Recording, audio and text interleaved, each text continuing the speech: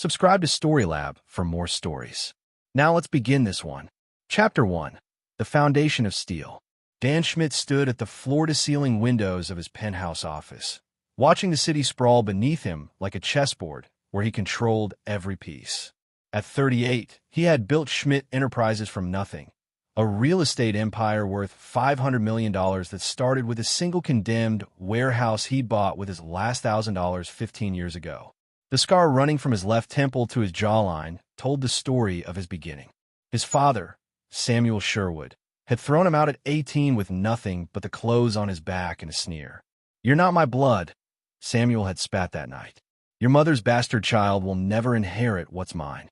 But Dan had taken his mother's maiden name and built something Samuel could never touch, or so he thought. His wife, Jennifer Berg, entered the office without knocking, her blonde hair perfectly styled, designer heels clicking against the marble floor. She'd been a cocktail waitress when they met 10 years ago, but now she carried herself like royalty. Marriage to Dan had given her that confidence, though he'd begun to notice how her eyes never quite met his anymore. "The investors are arriving for tomorrow's IPO celebration," Jennifer said, not looking up from her phone. "I've confirmed the catering and—" "Where were you yesterday afternoon?" Dan's voice was calm, but those who knew him recognized the steel beneath. Jennifer's fingers stilled on her phone screen for just a fraction of a second. "Shopping with Carrie. I told you." Her sister Carrie Valencia had already confirmed Jennifer wasn't with her yesterday, but Dan said nothing. He'd learned long ago that information was more valuable than immediate confrontation. And tonight, dinner with some friends from the charity board. Another lie. Dan's security chief, Bill Hardin, had already confirmed those friends were out of town. Dan turned back to the window. Behind him, Jennifer hesitated, perhaps sensing something different in his demeanor. But she left without another word. 30 minutes later, Marguerite Shepard knocked and entered. His business partner and closest confidant, Marguerite had stood by him through every battle. She was 10 years older, sharp as a blade, and the only person who truly understood Dan's vision. "The final contracts are ready for signature," she said, placing the documents on his desk. "Tomorrow, Schmidt Enterprises goes public, and you'll have liquid assets worth over $800 million. Unless something goes wrong," Dan said quietly. Marguerite studied his face. "What's troubling you?" Dan pulled up the security footage on his computer. Jennifer entering the Ritz-Carlton yesterday at 2 p.m., staying for 3 hours. The same hotel where his brother Ryan Ellison had been staying since arriving in town. "Family," Dan said simply. Marguerite's expression hardened. She'd watched Dan's family circle like vultures for years, waiting for their chance. "What do you need?" "Tomorrow night, after the celebration, I want you to transfer all our international holdings to the Cayman subsidiary. Make it look routine. That's nearly 60% of our assets. Trust me." That evening, Dan returned home to their Beacon Hill mansion to find Jennifer getting ready for her fictional dinner. She wore a red dress he'd bought her in Paris, diamonds glittering at her throat, diamonds he'd earned while his own family had laughed at his ambition. "You look beautiful," he said, meaning it. Despite everything, Jennifer had been the one bright spot in his life for a decade. He'd trusted her with everything. "Thank you." She kissed his cheek, her perfume familiar and intoxicating. "Don't wait up. It might be a late night." As her car pulled away, Dan made a call. "Bill, I need you to follow her." Full surveillance. An hour later, his phone buzzed with photos. Jennifer entering Ryan's hotel room, their embrace in the window, the shadows moving behind closed curtains. Dan stared at the images until they burned into his memory. Then he deleted them and poured himself a scotch. His phone rang. Samuel Sherwood's gruff voice filled the silence. "Boy, tomorrow's your big day. Ryan told me the IPO's guaranteed to double your value overnight." "It is. Good. Maybe you'll finally amount to something worthy of the Sherwood name." Dan almost laughed. Samuel still thought this was about his approval. "Will you be there tomorrow night?" "Wouldn't miss it. Ryan's flying in with some investors from Chicago. Big money boys." After hanging up, Dan walked to his safe and withdrew a thick folder. 5 years of private investigation into Samuel's business dealings, Ryan's gambling debts, and Jennifer's spending habits. He'd hoped never to need it. But hope was a luxury he could no longer afford. Chapter 2. The Web Titans. The morning of the IPO celebration dawned crisp and clear. Schmidt Enterprises stock had opened at $42 and closed at $58 on its first day of trading. The financial press called it one of the most successful public offerings of the year. Dan arrived at the office to find Ryan already there, charming Marguerite's assistant. His younger brother had inherited their father's silver tongue and handsome face, but none of his work ethic. At 35, Ryan lived off trust fund distributions and get-rich-quick schemes that invariably failed. Danny boy, Ryan embraced him with practiced warmth. Incredible day. Mom would be so proud. Their mother had died when Dan was 12, leaving him defenseless against Samuel's cruelty. Ryan had been only 9, too young to remember the nights Dan went hungry, so his little brother could eat.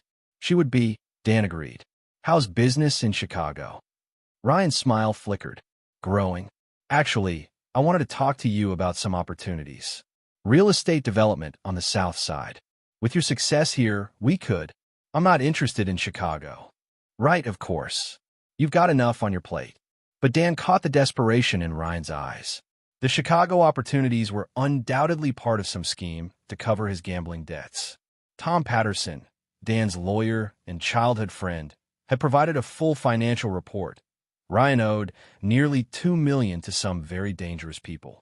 Jennifer arrived at noon, bringing lunch from Dan's favorite restaurant, a gesture that would have touched him 24 hours ago. Now he saw it for what it was, guilt. You seem tense, she said, watching him push food around his plate. It's a big day. After tonight, we can take that vacation to Greece. Just the two of us. Dan nodded, though they both knew there would be no vacation. By tomorrow, their marriage would be over. That afternoon, Samuel arrived with the Chicago investors. 3 men in expensive suits who looked more like Ryan's creditors than legitimate businessmen. Dan recognized the type from his early days, sharks who smelled blood in the water. My son, Samuel announced proudly to anyone who would listen, built this empire from nothing. The irony wasn't lost on Dan. For 20 years, Samuel had denied their relationship.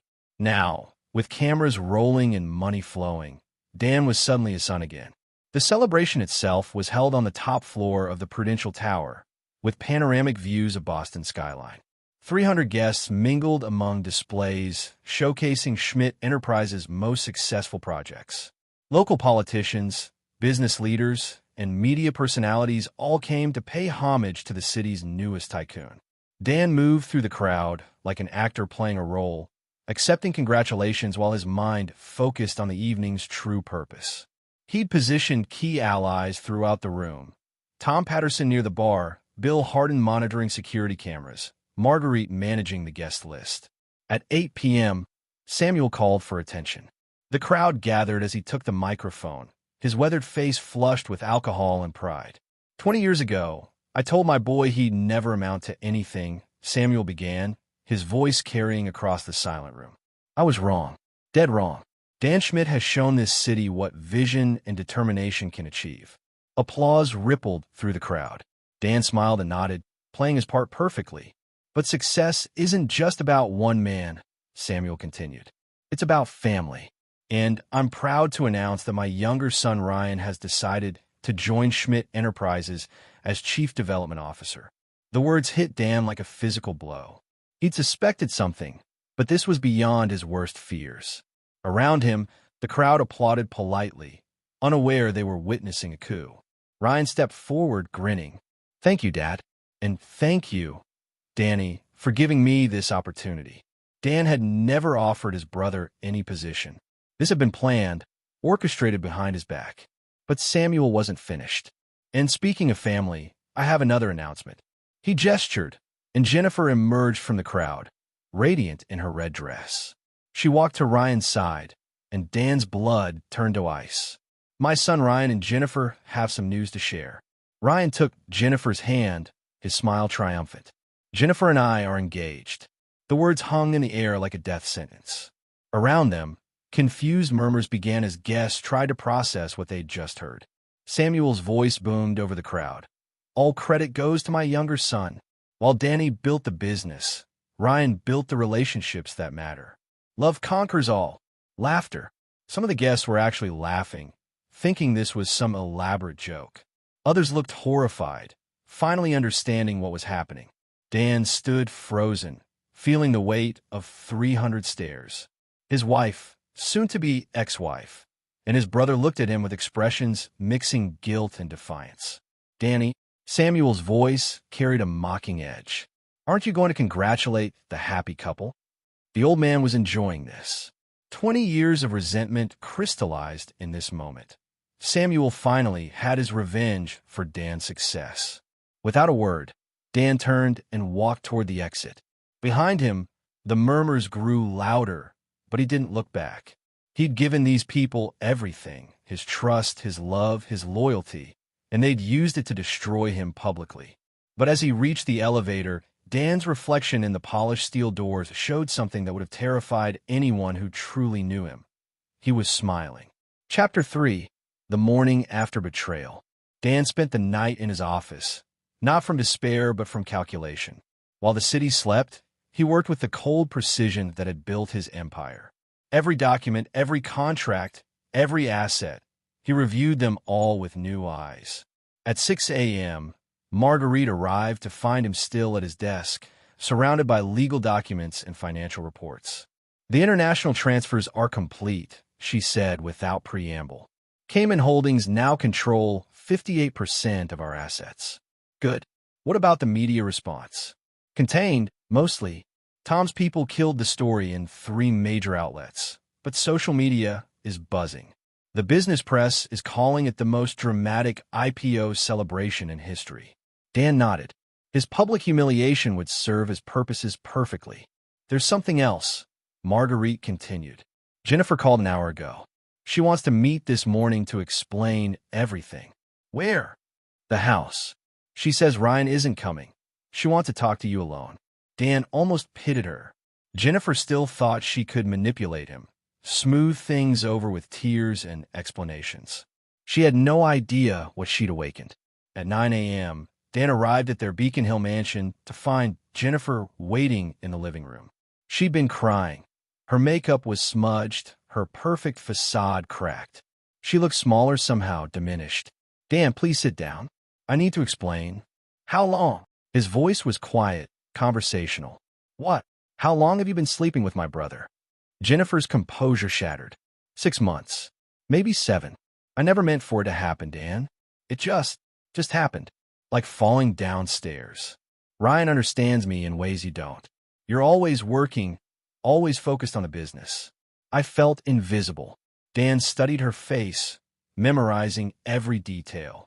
So you decided to make me invisible instead. It wasn't supposed to be public. Samuel planned that whole announcement without telling us. Ryan was furious. Was he? Dan's smile was arctic. Because he looked quite pleased to me. Jennifer moved closer, her perfume still intoxicating. We can work through this. Marriage counseling, therapy, whatever you need. I made a mistake, but I love you. For a moment, Dan almost believed her. 10 years of marriage couldn't be erased in a single night. But then he remembered the photos, the lies, the public humiliation she'd allowed to happen. I'm filing for divorce today, he said simply. Dan, please. You'll receive the papers by Friday. I suggest you get a lawyer. What about the business? The money. There was the real question. Jennifer had grown accustomed to wealth, to the lifestyle his success provided. The prospect of losing it terrified her more than losing him. You'll get what the prenup allows, which, if you recall, isn't much. Jennifer's face hardened. You can't cut me off completely. I helped build this company. You posed for photographs and attended charity events. That's not building a company. Ryan won't let you destroy me. Dan laughed, a sound devoid of warmth. Ryan can't save himself, let alone you. After Jennifer left, Dan called Tom Patterson. His oldest friend arrived within the hour, his expression grim. The divorce papers are ready, Tom said. But Dan, there's something you need to know. Samuel's been making calls all morning. He's trying to organize the board members, convince them you're unstable. Let him. He could force a vote of no confidence. You'd lose control of your own company. Tom, who owns 58% of Schmidt Enterprises International Holdings, the Cayman subsidiary, but Tom's eyes widened as understanding dawned. You moved the assets. Last night, while they were celebrating, Samuel can have the American operations. What's left of them? The real value is offshore now. That's brilliant. But what about Jennifer? She could claim abandonment, argue the prenup is invalid. Dan pulled out a thick folder. Jennifer's been using company credit cards for personal expenses. $300,000 over 2 years. She also has a standing appointment with Dr. Marcus Webb, a fertility specialist. Tom frowned. Fertility specialist. Abortion clinic. She's been taking birth control pills for 10 years while telling me she couldn't conceive. There have been 4 procedures. The betrayal went deeper than adultery.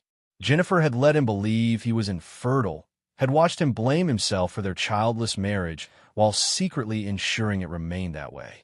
This destroys any sympathy argument, Tom said quietly. And there's more. Dan spread out financial documents. Ryan's gambling debts aren't just the casinos. He owes money to Vincent Torino. Tom paled.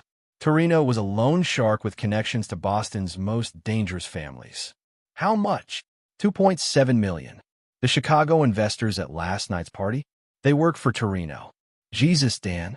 If Ryan can't pay, he can't, which is why he needs access to Schmidt Enterprises' assets. So last night wasn't just about stealing your wife. It was about stealing your company to pay his debts. Dan nodded. Samuel thinks he's protecting his golden child. He has no idea he's made Ryan a target. What are you going to do? Dan's smile was predatory. I'm going to give them exactly what they want.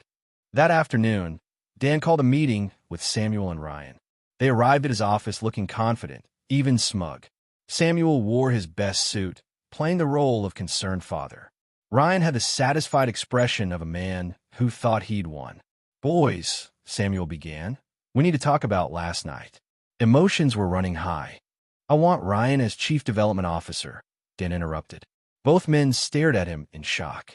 Dan, you don't have to, Ryan started. I do. Your family. And after last night, I realize I've been selfish. The company should benefit from your expertise. Samuel's eyes narrowed suspiciously. What's the catch? No catch. But I want Ryan to handle the Chicago development project personally. All of it. The South Side project. Ryan's voice cracked slightly. $2 billion in development potential. It would establish Schmidt Enterprises as a major player in the Midwest market. That's incredible, Dan. Thank you. Dan signed the documents, making Ryan Chief Development Officer with full authority over the Chicago project. As his brother's pen moved across the papers, Dan felt a cold satisfaction. Ryan had no idea he'd just signed his own death warrant. Chapter 4. The Architect of Ruin. 3 days after Ryan's appointment, Dan's plan began to unfold with mechanical precision. From his penthouse office, he watched his brother struggle with responsibilities he'd never been equipped to handle, while Jennifer called repeatedly, calls Dan ignored with satisfying indifference. Carrie Valencia, Jennifer's younger sister, knocked on his office door at precisely 2 p.m.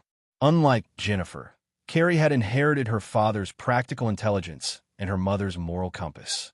She'd worked as a forensic accountant before marriage, and her husband's construction company had built half of Schmidt Enterprises' residential projects. You look terrible, she said without preamble, settling into the chair across from his desk. Thank you for coming. Jennifer's been calling me nonstop. She thinks you're planning something. I am. Carrie studied his face, her expression unreadable. She made her choice, Dan. I told her that when she started seeing Ryan. You knew. For months. I begged her to end it, to come clean before it went too far. Carrie's voice carried a mixture of anger and sadness. My sister always chose the easy path. Ryan promised her excitement, adventure, all the things she thought were missing from your marriage. And now she's terrified. The prenup leaves her with almost nothing, and Ryan's already showing his true colors. He barely speaks to her unless he needs something. Dan had expected this. Ryan's pattern was consistent. Charm, conquest, abandonment. Jennifer was learning what Dan had always known about his brother. I have a proposition, Dan said. I'm listening. Jennifer's going to need help when this is over. Financial help, legal protection, maybe a fresh start somewhere. I'm prepared to provide that, Through you. Why? Because despite everything, I don't want to see her destroyed. Humiliated, divorced, financially constrained, yes. But not destroyed. Carrie leaned forward. What do you want in return? Information. Jennifer trusts you. When she talks about Ryan, about Samuel, about their plans, I need to know. You want me to spy on my own sister. I want you to protect your sister from people who are using her. Carrie was quiet for a long moment. Weren't you telling me? Dan slid a photograph across the desk. Ryan entering a warehouse in South Boston, accompanied by two men Carrie would recognize from newspaper crime reports. Vincent Torino's people. Ryan's debts are bigger than anyone realizes, and they're growing daily. How much? Nearly $3 million now, with interest. Carrie's face went white. Jennifer has no idea. Ryan hasn't told her. But when Torino loses patience, and he will, anyone close to Ryan becomes a potential target. You're saying my sister's in danger. I'm saying she's attached herself to a sinking ship, and she doesn't know it's taking on water. That evening, Dan attended a charity gala at the Four Seasons, the same type of event he'd once attended with Jennifer. Now he went alone, playing the role of the wounded but dignified businessman. The sympathy was palpable, and Dan used it expertly. Margaret Chun, the city's most influential real estate developer, approached him during cocktails. Dan, I wanted to express my support during this difficult time. Thank you, Margaret. Business continues. Of course. Actually, I've been meaning to discuss the Harbor Point project with you. Harbor Point was Schmidt Enterprises' largest development, a mixed-use complex that would reshape Boston's waterfront. It was also the project Ryan had been assigned to oversee as his first major responsibility. Ryan's handling that now, Dan said carefully. Yes, I heard, but there are concerns about the timeline. Some of the investors are nervous about the change in leadership. Dan had planted those concerns through careful conversations with key stakeholders. Ryan's eager to prove himself. I'm sure he'll exceed expectations. I hope so. The project's success is crucial for the entire waterfront development plan. That night, Dan reviewed the latest surveillance reports from Bill Hardin. Ryan had been drinking heavily, staying out until dawn, and showing increasing signs of stress. He'd also begun making promises to Jennifer about their future, promises that required access to money he didn't have. The next morning, Marguerite delivered the financial reports Dan had requested. The Cayman subsidiary now controls 72% of our offshore assets, she said. But Dan, there's something unusual in Ryan's expense reports. Show me. The documents revealed a pattern of questionable charges, expensive dinners with unnamed associates, cash advances from company accounts, and consulting fees paid to shell companies. He's skimming, Marguerite said. How much? $200,000 in the past week alone. Dan smiled. Ryan's desperation was making him sloppy, leaving a trail of evidence that would be impossible to explain. Let him continue, Dan said, but document everything. That afternoon, Samuel called demanding a meeting. Dan agreed, curious to see how his father would handle Ryan's growing problems. They met at Samuel's Beacon Hill mansion, the same house where Dan had spent his miserable childhood. The old man looked tired, his usual bluster replaced by worried calculation. Ryan's struggling, Samuel said without preamble. He's learning. It takes time to understand the business. The Harbor Point investors are asking questions. They want to meet with you directly. Then they should schedule an appointment through Ryan. He's in charge of the project. Samuel's facade cracked. Damn it, boy. You know he's not ready for this level of responsibility. Then why did you insist he be promoted? Because Samuel struggled with words that had never come easily. Because he's my son, and I wanted him to have what you built. The admission hung between them like a blade. For the first time in decades, Samuel was being honest about his motivations. Ryan will succeed or fail based on his own merit, Dan said. Just like I did. You're setting him up to fail. I'm giving him the same chance you gave me. Nothing more, nothing less.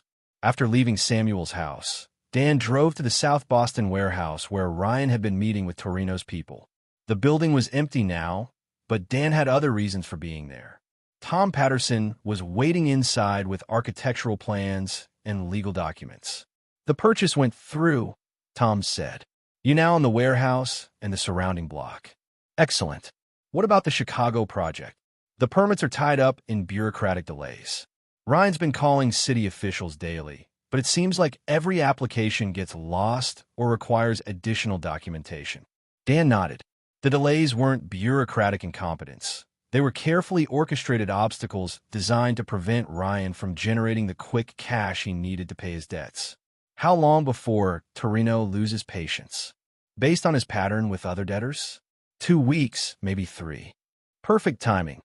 As Dan walked through the empty warehouse, he could almost see the pieces of his plan falling into place. Ryan would fail at Harbor Point, Samuel would panic, and Jennifer would realize she'd tied herself to a man with no future. But the beauty of Dan's revenge wasn't just their individual destruction. It was how they would destroy each other trying to save themselves. Chapter 5. The Pressure Builds. 2 weeks later, cracks began appearing in the facade Ryan had built around himself. Dan watched from his office as his brother paced the conference room during a heated phone call with Harbor Point investors, sweat beading on his forehead despite the air conditioning. Carrie Valencia's intelligence reports had proven invaluable. Jennifer was growing increasingly anxious about Ryan's behavior. His drinking, his secretive phone calls, his promises about their future that seemed to change daily. She confided to Carrie that Ryan had asked her to liquidate her jewelry collection for temporary cash flow issues. She started to ask questions, Carrie reported during their weekly meeting, about Ryan's finances, about why you're being so cooperative with his promotion. What does she suspect? That you're planning something. Jennifer's not stupid, Dan. She knows you well enough to recognize when you're playing a role. And Ryan, he's desperate. Last night he asked Jennifer about your personal accounts. Wanted to know if she had access to any of your offshore holdings. Dan filed that information away. Ryan's timeline was accelerating, which meant Torino was applying pressure. The next morning brought the first crisis Dan had been orchestrating. Margaret Shin called an emergency meeting with all Harbor Point stakeholders, expressing concerns about project delays and cost overruns. Dan arrived at the meeting to find Ryan already there, looking like he hadn't slept in days. The assembled investors, pension fund managers, private equity partners, and municipal officials filled the conference room with barely contained anxiety. The project is 3 weeks behind schedule, Margaret began without preamble. The environmental impact studies are incomplete, the construction permits are still pending, and preliminary cost estimates have increased by 15%. These are normal development challenges, Ryan said, his voice strained. Every major project faces. Normal challenges don't require emergency meetings, interrupted James Morrison, the pension fund's lead representative. We've invested $60 million based on Schmidt Enterprises' reputation for on-time, on-budget delivery. All eyes turned to Dan. He'd built that reputation over 15 years of flawless execution, and everyone in the room knew it. My brother is handling this project independently, Dan said calmly. I have complete confidence in his abilities. The words were supportive, but his tone carried subtle implications that everyone understood. Dan was distancing himself from Ryan's failures while maintaining plausible deniability. Perhaps we need a consulting arrangement, suggested Morrison. Ryan leading the project with Dan providing oversight. That won't be necessary, Ryan said quickly. Too quickly. Dan studied his brother's face and saw the panic beneath the bravado. Ryan couldn't afford oversight. It would expose the money he'd been stealing from project accounts. Actually, Dan said thoughtfully, an independent audit might reassure everyone. Bring in outside accountants to review all project expenses to date. The color drained from Ryan's face. An audit isn't. We don't need. Excellent idea, Morrison said. Complete transparency builds confidence. After the meeting, Ryan cornered Dan in the hallway, his composure finally cracking. What the hell are you doing? Managing investor relations. You seemed overwhelmed. I'm not overwhelmed. I'm handling everything perfectly. Are you? Dan's voice was mild, curious. Because from where I sit, it looks like you're drowning. You sabotaged the permits. I know you did. Dan smiled. That's a serious accusation. Do you have proof? Ryan's hands were shaking now, whether from anger, fear, or withdrawal from whatever he'd been using to cope. I know you, Danny. You never forgive anyone who crosses you. No, Dan agreed. I don't. That afternoon, Dan received an unexpected visitor. Vincent Torino himself appeared in his office lobby, accompanied by two men who looked like they crushed concrete for exercise. Torino was smaller than Dan had expected, maybe 5'8" with graying hair and the soft appearance of a man who'd spent more time counting money than breaking bones. But his eyes were arctic, and his presence filled the room like a gathering storm. Mr. Schmidt, Torino said, settling into a chair without invitation. We should talk. About? Your brother owes me money. A lot of money. Ryan's financial decisions are his own responsibility. Usually, yes. But when family's involved, things get complicated. Torino's smile was reptilian. You're a businessman. You understand leverage. I understand that my brother's debts aren't my concern. They're when he's chief development officer of your company, when he's using your resources to try to pay me back. So Torino knew about the skimming. Dan filed that information away while maintaining his neutral expression. If you have evidence of corporate malfeasance, I suggest you contact the authorities. Torino laughed, a sound like grinding glass. The authorities, right? No, Mr. Schmidt. This is a private matter between businessmen. Then conduct your business privately. With Ryan. See, that's the problem. Ryan's made promises he can't keep. The Chicago project he's been telling me about, seems like that's not working out so well. Dan said nothing, letting the silence stretch between them. But you, Torino continued, you've got resources. Real resources. Maybe we could work something out. I'm not interested in partnerships with loan sharks. The temperature in the room seemed to drop 10 degrees. Torino's associates shifted slightly, their jackets opening just enough to reveal shoulder holsters. Loan shark is such an ugly term, Torino said softly. I prefer alternative financing specialist. Call yourself whatever you like. The answer is no. Torino stood slowly, his movements deliberate. Your brother has 2 weeks to settle his account. After that, well, accidents happen, especially to people who think they're untouchable. After they left, Dan called Bill Harden. Triple security around the building and my house, he ordered. And put a detail on Carrie Valencia. She might become a target if Torino decides to apply leverage through Jennifer. What about Jennifer herself? Dan considered that. Despite everything, he didn't want Jennifer hurt. Humiliated and divorced, yes, but not physically harmed. Discreet protection. Don't let her know. That evening, Dan worked late reviewing the final details of his plan. Tomorrow would mark the beginning of the end for Ryan, Samuel, and Jennifer. But as he prepared to leave, his private elevator chimed, and Jennifer emerged. She looked terrible, dark circles under her eyes, her usual perfect appearance disheveled. She'd been crying, and her hands shook as she approached his desk. Dan, I need your help. You need a lawyer. Please. Ryan's in trouble. Real trouble. What kind of trouble? He owes money to dangerous people. They came to the house tonight. Dan's blood chilled. What did they say? That Ryan had 2 weeks to pay $3 million, or they'd start collecting from his family members. Jennifer's voice broke. They knew about me, about Carrie, about you. They knew everything. What did you tell them? Nothing. I was terrified. Ryan tried to act tough, but they laughed at him, called him a trust fund baby playing in the adult world. Dan moved around the desk and guided Jennifer to a chair. Whatever she'd done to him, she didn't deserve to be terrorized by Torino's animals. Where's Ryan now? I don't know. He left after they did. Said he was going to fix everything. Jennifer, listen to me carefully. You're going to go to Carrie's house tonight. Don't go home. Don't call Ryan. Don't tell anyone where you are. Dan, what's happening? What kind of business is Ryan involved in? For a moment, Dan considered telling her everything about Ryan's gambling, the stolen money, the Chicago project that was never real. But Jennifer would have to learn those truths herself. The kind that gets people killed, he said simply.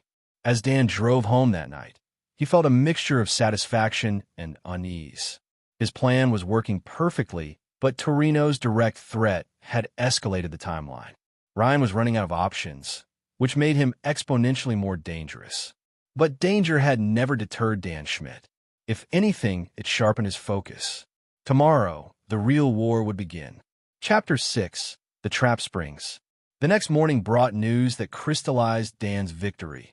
Harbor Point's independent audit had uncovered $800,000 in missing funds, all traced to Ryan's executive accounts. The pension fund representatives were demanding criminal charges, and the project insurance company was threatening to cancel coverage.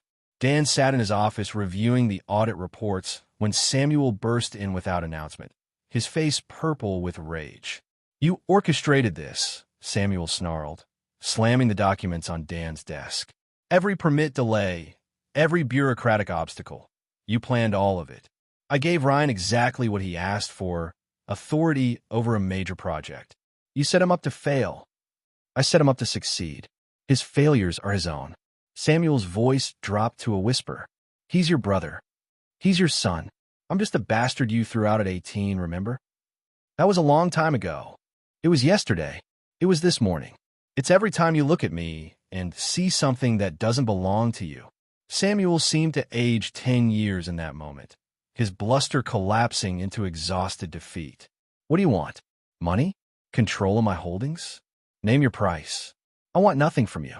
I never did. Then why? Why destroy him?"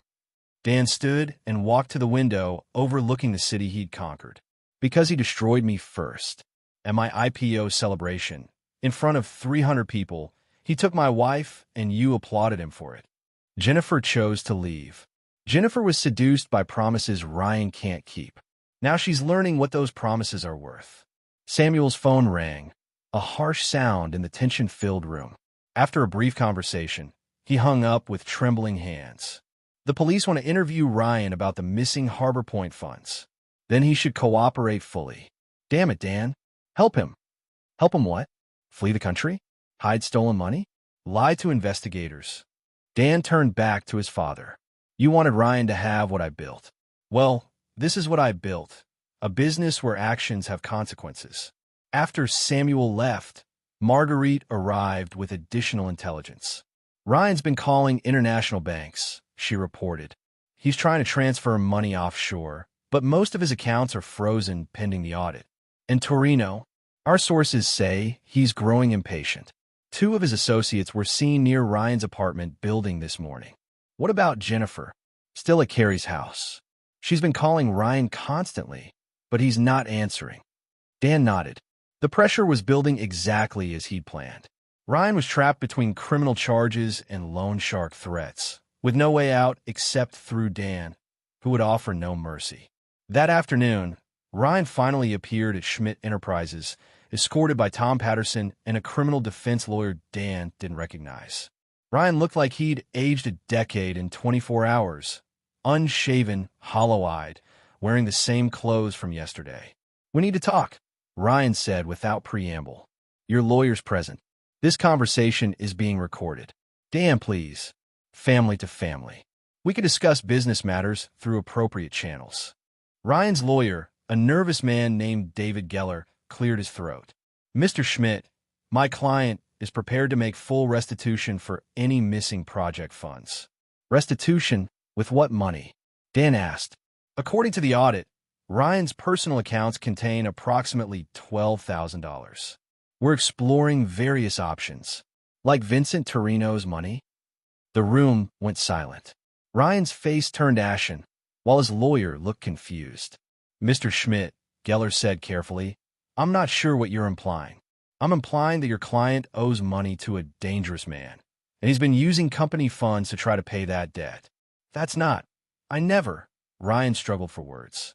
$3 million, Dan continued relentlessly. "To a loan shark who specializes in breaking legs when payments are late." "How do you know about Torino?" Ryan whispered. "I know everything, Ryan. The gambling, the debts, the stolen money, the threats. I know about the warehouse meetings, the fake Chicago investors, the promises you made to Jennifer about a future you can't deliver." Ryan's lawyer was scribbling notes frantically, clearly realizing his client had been less than honest about the scope of his problems. "What do you want?" Ryan asked. "I want you to resign from Schmidt Enterprises immediately. I want you to cooperate fully with the police investigation. And I want you to disappear from Boston." "I can't just disappear." Torino will find me anywhere. That's not my problem. Dan, please. You're my brother. Blood is blood. Dan smiled. The same cold expression that had terrified business rivals for 15 years. Blood is blood. That's why you're still breathing. After they left, Dan made a series of phone calls.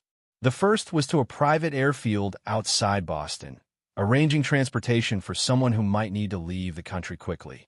The second was to an offshore bank in the Cayman Islands, confirming transfer protocols for a large cash transaction. The third call was to Vincent Torino. Mr. Torino, this is Dan Schmidt. I believe we have some business to discuss.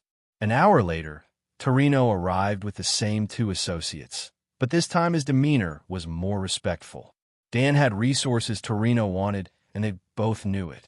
Mr. Schmidt, I was hoping you'd reconsider our conversation. I have a proposition, Dan said. Ryan's debt, plus accumulated interest. What's the total?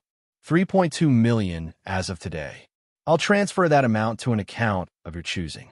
Torino's eyes narrowed suspiciously. In exchange for, Ryan's debt is forgiven, and you never contact any member of my family again. And your brother? Ceases to be your concern. Why would you do this? After everything he's done to you? Dan considered the question. The honest answer was complex, part pragmatism, part residual family loyalty, part cold calculation about removing variables from his revenge. Because I want him to live with his failures, not die because of them. $3.2 million is a lot of money to save a man who stole your wife. It's a small price to remove a distraction. Torino studied Dan's face for a long moment, then nodded slowly. Transfer the money by tomorrow midnight. After that, Ryan Schmidt doesn't exist as far as my organization is concerned. Agreed. After Torino left, Dan sat alone in his office, watching the sun set over Boston. By tomorrow night, Ryan would be free from immediate physical danger, but facing criminal charges and public disgrace. Jennifer would learn that her lover was a thief and a coward. Samuel would watch his golden child fall from grace. And Dan would finally have the peace that came with perfect revenge. His phone buzzed with a text from Carrie. Jennifer wants to see you. She knows about the missing money. Dan typed back, tomorrow, after the debt is settled. There would be time for explanations later. Tonight, he had one final transfer to make, one last piece of his plan to execute. By midnight, Vincent Torino would be $3 million richer, and Dan Schmidt would own his brother's life completely. Chapter 7. The Reckoning Begins. The transfer went through at 11:47 p.m., sending $3.2 million to an account in Torino's name. Dan watched the confirmation appear on his screen with the same detachment he'd once felt while reviewing quarterly earnings reports. It was simply another business transaction, albeit one that purchased his brother's life. The next morning brought chaos. Ryan's arrest for embezzlement made the front page of the Boston Globe, complete with photos of him being led away in handcuffs. The headline read, Real estate heir charged in multi-million-dollar theft. Jennifer arrived at Dan's office before 9 a.m., her face a mask of shock and betrayal. She moved like someone in a trance, as if the world had shifted beneath her feet and she couldn't find solid ground. Is it true? She asked without preamble. Which part? All of it. The stolen money, the gambling debts, the loan sharks. Yes. Jennifer sank into the chair across from his desk, her perfect composure finally cracking completely. He told me he was building something. That Chicago project was going to make him rich, make us rich. There never was a Chicago project. Just desperate lies to justify stealing from Harbor Point accounts. But the investors, Torino's people, Ryan owed them money, so he created a fantasy about development opportunities to keep them interested. Jennifer's hands shook as she processed this information. How long have you known? About the affair? Months. About the gambling and theft? Weeks. You could have warned me. Would you have listened? The question hung between them like an accusation. They both knew the answer. Jennifer had been too intoxicated by Ryan's promises of excitement and adventure to hear warnings about his character. What happens now? She whispered. Now you face the consequences of your choices. Dan, please. I know I hurt you, but we had 10 years together. That has to count for something. It does count. It's why you're not facing criminal charges as an accessory. Jennifer's eyes widened. What do you mean? Ryan used company credit cards in your name. Expensive dinners, hotel rooms, jewelry purchases, all while he was embezzling project funds. Technically, you could be charged as a co-conspirator. But I didn't know. I know, which is why I made sure the prosecutors understood your situation. Jennifer stared at him, finally beginning to understand the scope of Dan's planning. You orchestrated all of this. I gave Ryan enough rope to hang himself. He chose to tie the noose. And me? Was I just collateral damage? Dan studied her face, still beautiful despite the tears, still the woman he'd loved for a decade. You made your choice, Jennifer. You chose Ryan over me, excitement over security, passion over partnership. Now you get to live with that choice. I was wrong. I know that now. Ryan is weak, selfish, everything you said he was. And what am I? Ruthless, cold, unforgiving. Jennifer's voice was barely a whisper. But you're also strong, loyal, and honest.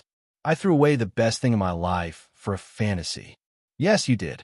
Can't we? Isn't there some way to fix this? Dan leaned back in his chair, his expression unreadable. Fix what? The divorce papers were finalized yesterday. You're no longer my wife. Legally, no. But emotionally, you died the night you chose my brother over me. The words hit Jennifer like physical blows. She began crying again, but these weren't the calculated tears of manipulation. They were raw, desperate sobs of genuine grief. I loved you, she said through the tears. No, you loved the life I provided.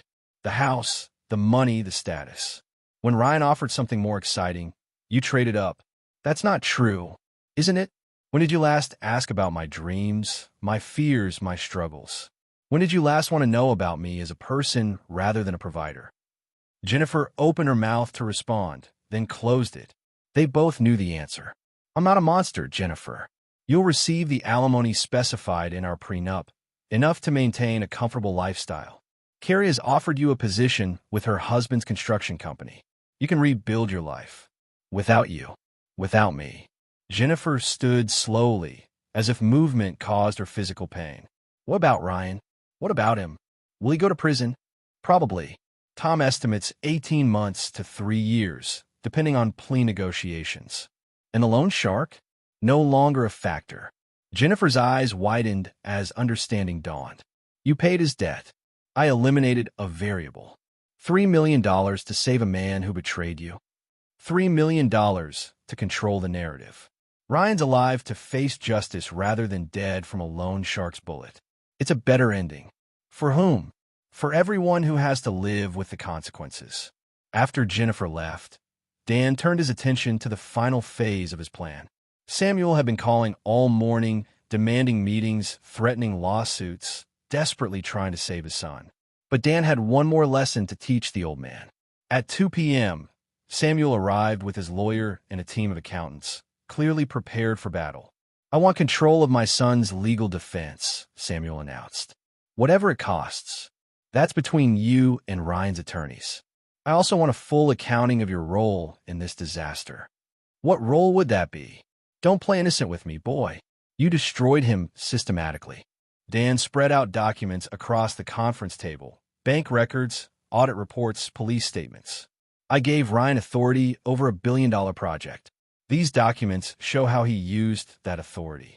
Samuel's lawyer, Philip Crane, reviewed the papers with growing concern. Mr. Sherwood, these are copies of bank transfers, gambling receipts, and loan documentation. Your son appears to have stolen nearly $1 million. That's impossible. The paper trail is comprehensive, Crane continued. Casino receipts, wire transfers to offshore accounts, payments to known loan sharks. This is federal-level embezzlement. Samuel's face went through a series of expressions: disbelief, anger, and finally, horrified understanding. You knew, he said to Dan.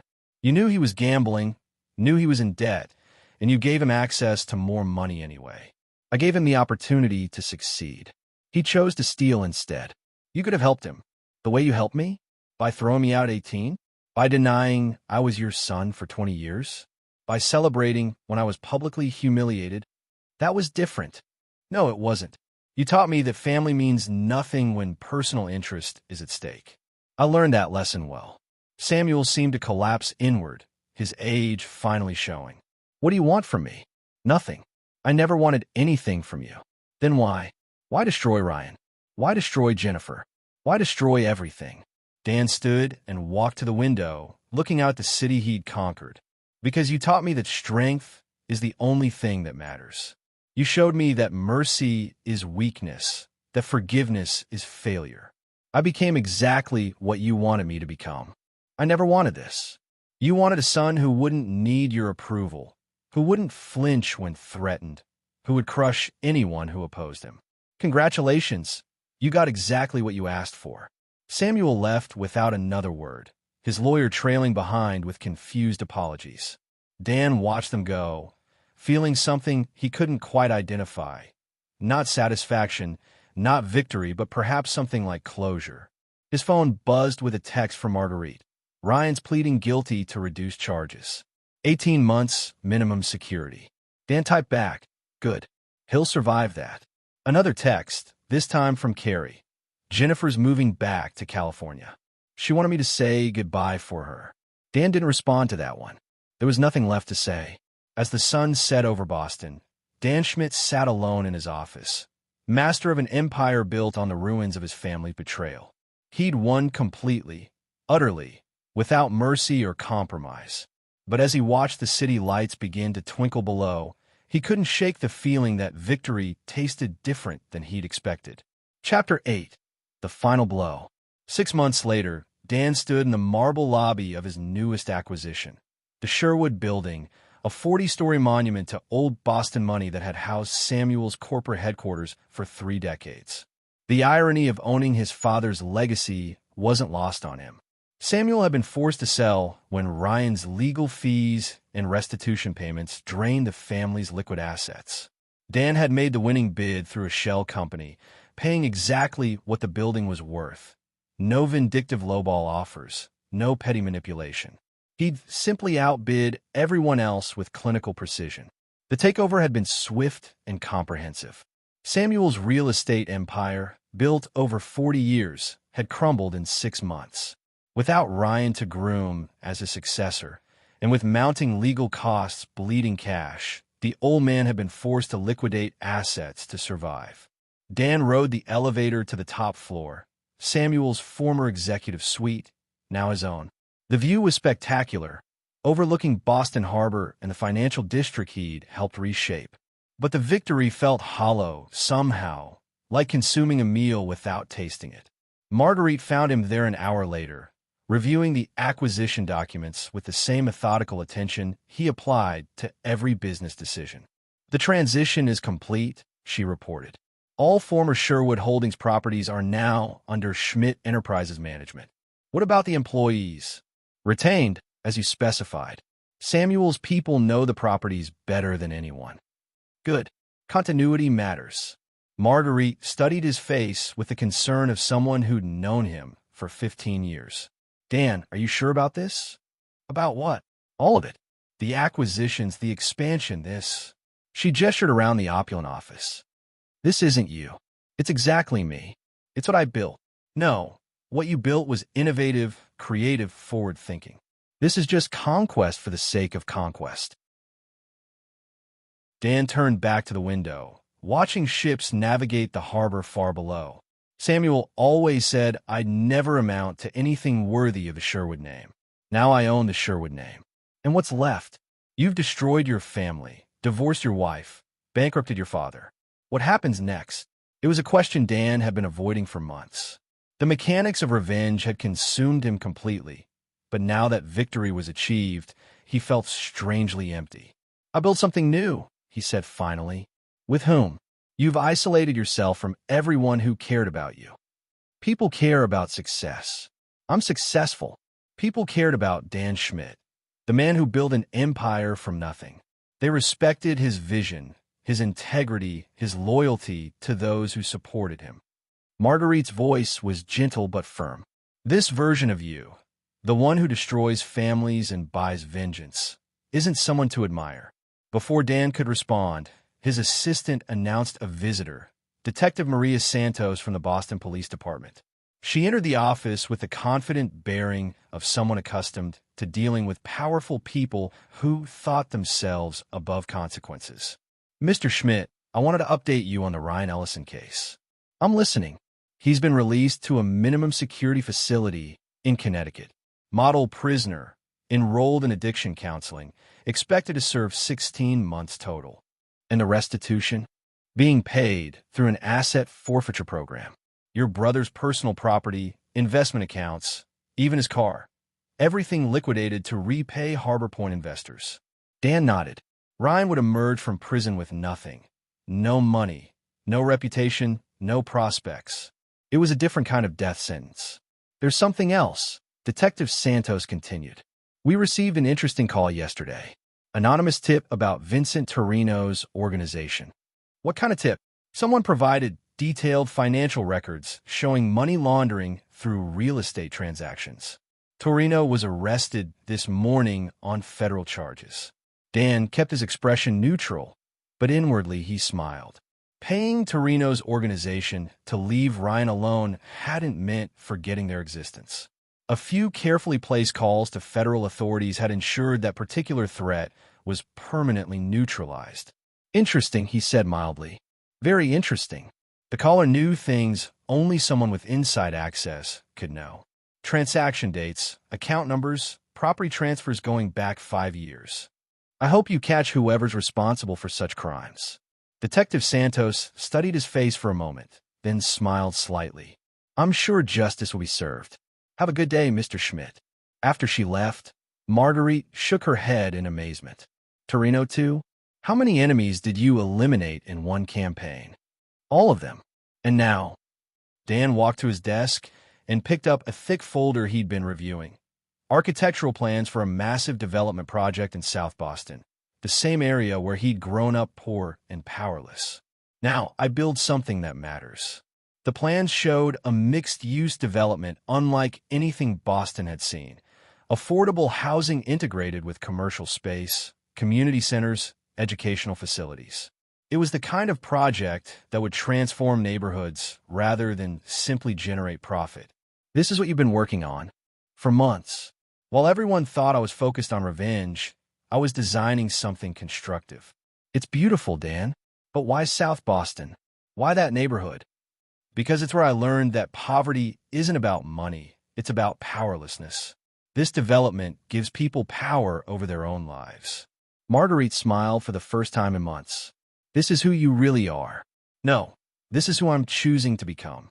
That evening, Dan drove through South Boston, past the warehouse he'd bought months earlier, past the tenements where he'd spent his childhood, past the vacant lots that would soon house his vision of the future.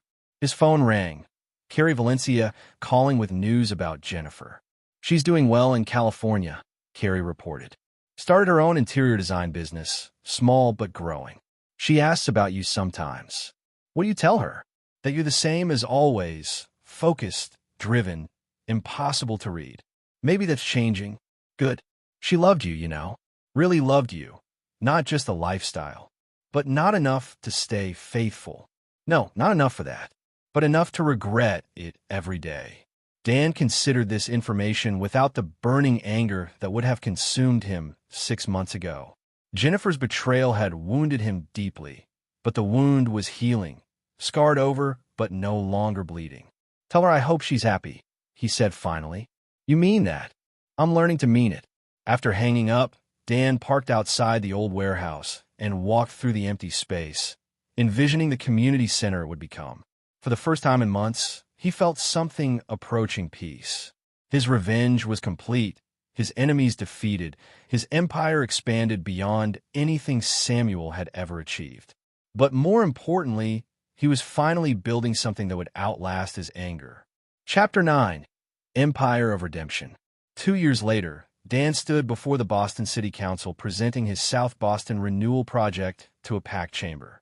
The plans had evolved from simple development into something unprecedented, a comprehensive neighborhood transformation that would house 10,000 people while creating 15,000 jobs. The opposition was predictable. established developers who resented the competition, politicians who questioned the economics, community activists who suspected gentrification. But Dan had learned something crucial during his campaign of revenge. That real power came not from destroying enemies, but from building something they couldn't tear down. The critics are right about one thing, Dan said, addressing the council directly. This project will change South Boston forever. Children who grow up in these neighborhoods will have opportunities their parents never imagined. Families will own homes instead of renting tenements. Local businesses will thrive instead of surviving.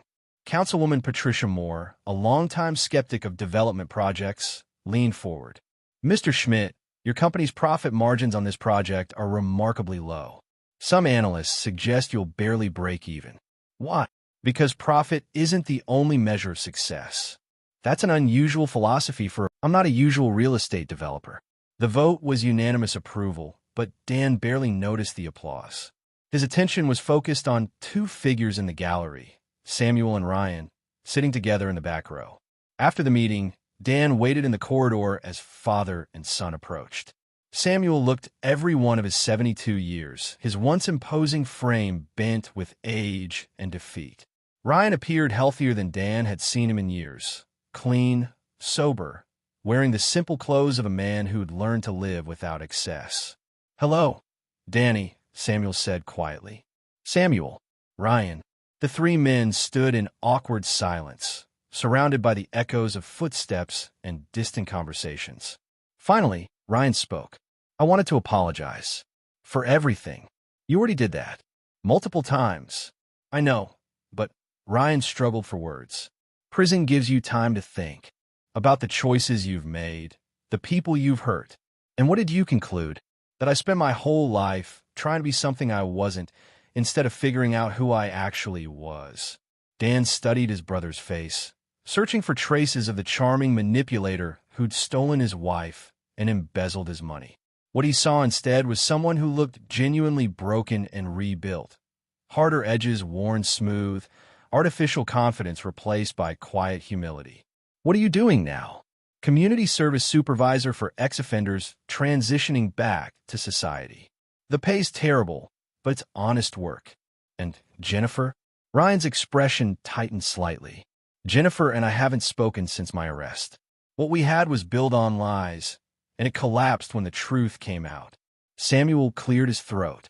"Danny, I know I have no right to ask anything of you." "You're right. You don't. But I'm asking anyway. For forgiveness. Not for me, but for the family we could still be." Dan looked at his father, really looked at him for the first time in years. The man who'd terrorized his childhood was gone, replaced by a broken old man seeking absolution he didn't deserve. "I don't forgive you," Dan said calmly. "I don't forgive Ryan. I don't forgive Jennifer.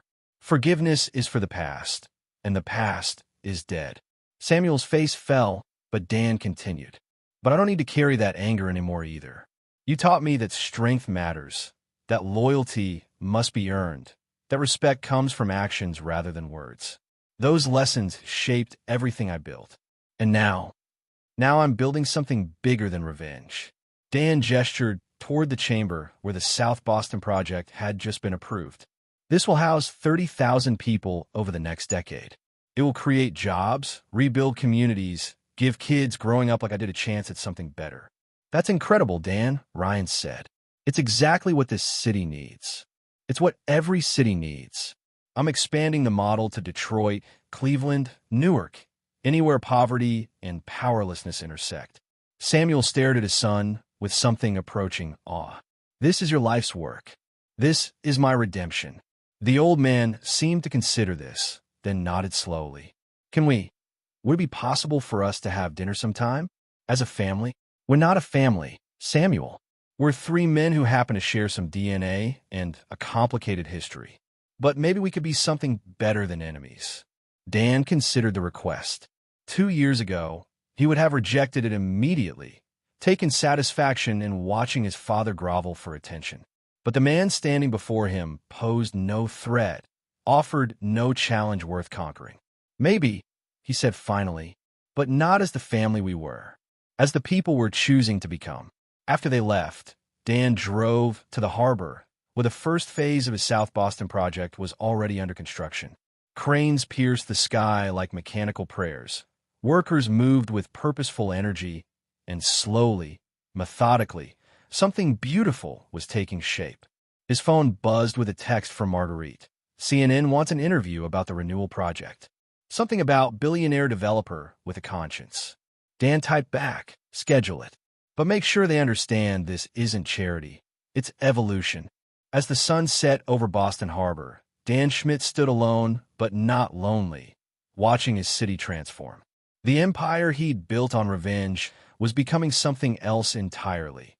A legacy of construction rather than destruction, creation rather than conquest. He thought about Jennifer, rebuilding her life in California. About Ryan, earning redemption through service to others. About Samuel, learning to live with the consequences of his choices. They were all finding their own paths forward just as he was finding his. The scars remained, they always would. But scars were proof of survival, evidence that wounds could heal even when forgiveness seemed impossible. Dan Schmidt had gotten his revenge completely, ruthlessly, without mercy or compromise. He destroyed his enemies and proven his strength beyond any doubt. But more importantly, he learned that the greatest victory wasn't defeating those who'd wronged him. It was becoming someone worthy of the power he'd won. The empire would continue growing, but now it would build rather than merely dominate. And in the end, that would be a legacy worth more than all the revenge in the world. Epilogue. 5 years later, the Schmidt Foundation had built housing and community centers in 12 cities, providing homes for over 50,000 people and creating more than 100,000 jobs. Dan remained CEO of Schmidt Enterprises, but spent most of his time traveling between projects, working with architects and community leaders to design developments that serve people rather than simply generating profit. He never remarried, though he dated occasionally, women who challenged him intellectually and shared his vision for urban renewal.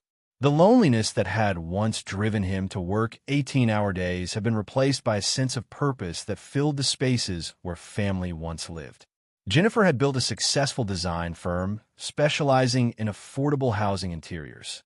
They exchanged Christmas cards, but never spoke directly.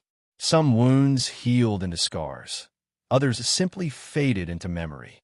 Ryan continued his work with ex-offenders and had never touched alcohol or entered a casino since his release. He'd written Dan several letters over the years, not asking for money or forgiveness, but sharing updates about his work and expressing genuine pride in his brother's accomplishments.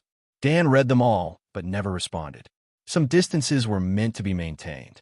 Samuel died peacefully in his sleep at age 75, leaving behind a simple will that donated his remaining assets to charity. Dan attended the funeral but didn't speak, standing in the back while Ryan delivered a eulogy about redemption and second chances. The real estate empire that had started with a single condemned warehouse now spanned continents, but its purpose had evolved beyond profit.